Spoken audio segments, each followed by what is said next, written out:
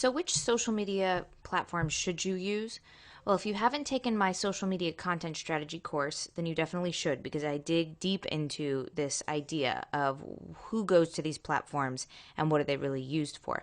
But I'm going to do a really simple, truncated version of that here because I do think it's important to understand where you should be because you can write amazing content, and if you're in the wrong place, it's not really doing you a whole lot of good.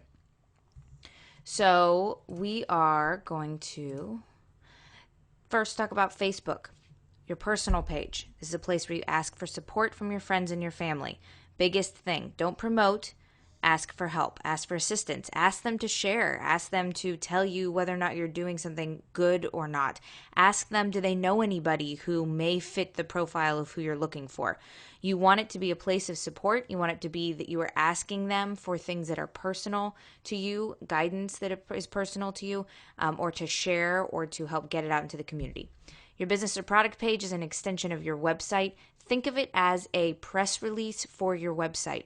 Anything that's new that's happening in your business, you post to this place. Don't expect a ton of engagement here, and make sure that you aren't regurgitating content. You really want to post something once and don't post something again until you have something new to say. Groups. Find one for your target audience, find one for your colleagues, engage, engage, engage. Don't join too many groups. It's going to be too hard. You really want to engage in these groups. There's going to be a little bit of promotion, and you want to make sure you follow the guidelines for that. But you want to find groups that are really about engaging.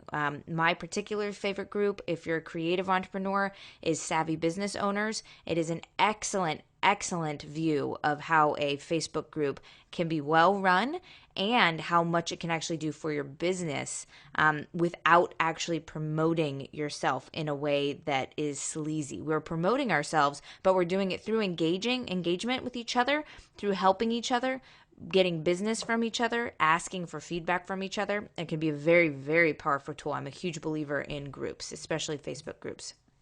Instagram, show yourself, be authentic. Don't be afraid to be in front of the camera. Don't be afraid to show funny, quirky aspects of yourself. For instance, I'm watching a sci-fi movie the other night, and I, decide to post something about that particular sci-fi movie and take a picture of the movie screen. Got a lot of good feedback from that from people who also like sci-fi and might be up at the wee hours of the morning, because they've got a brand new baby. So making sure you're showing yourself helps people connect with you.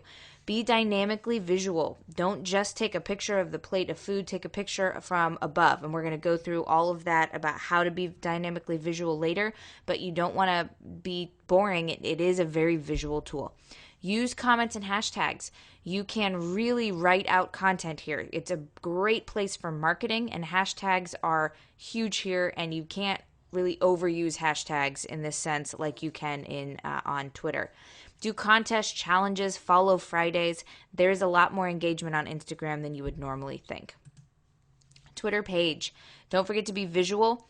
You have your written content that has a shelf life of an hour or two, but your visual content is they can scroll through a lot of your visuals. It has a lot more shelf life. So be visual where you can.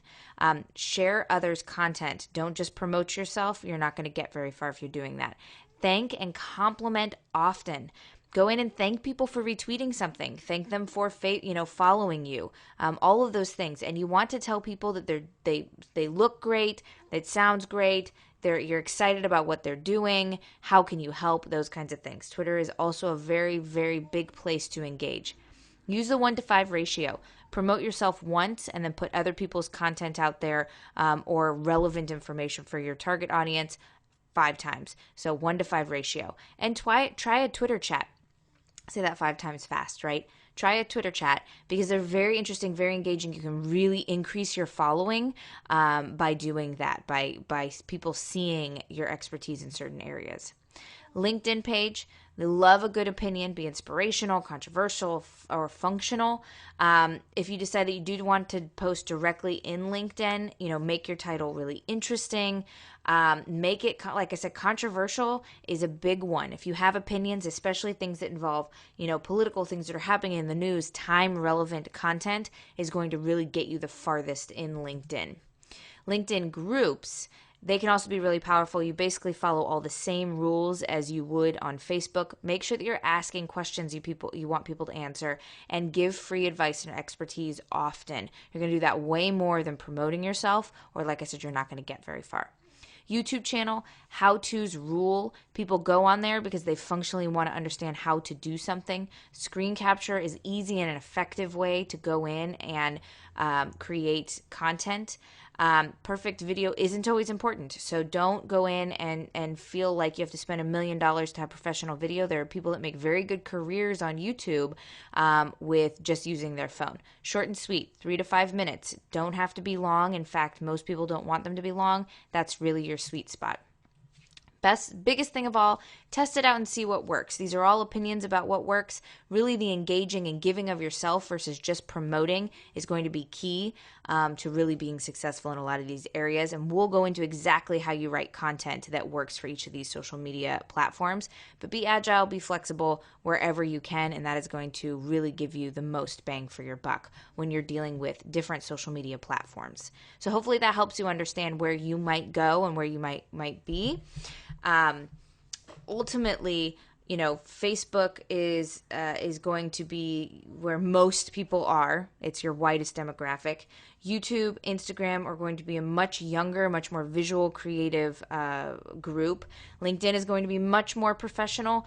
And Twitter sort of runs the gamut, but a little bit of an older group, a little less visual. And it really kind of depends on, for instance, if you really like things that are bite-sized and want to put things out there really quickly that are bite-sized, Twitter can be a great place for that. So that also gives you an idea of who is there and what would make the most sense for you on those different platforms.